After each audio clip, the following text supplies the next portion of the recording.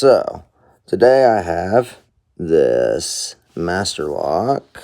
If I can focus. Okay, Master Lock. It is the 140.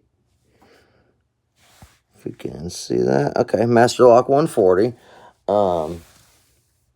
This just gonna show again that, Master Locks just keep doing the same thing they always do. They're just not great.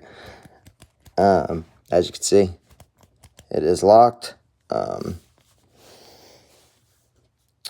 There we go. Check this out. So, locked.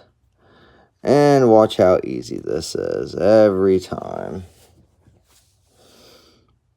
It's going to take this. We're just going to rake it open. There it is. Look at that. Every time. So, do that one more time just so you can see. Alright. And there she is. You ready?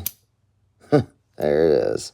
So, yeah, just goes to show that Master Lock does the same thing every single time.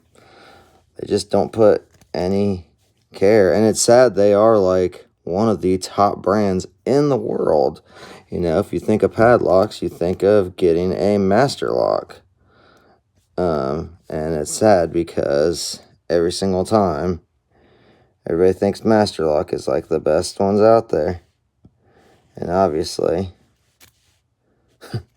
they're just so easy to defeat.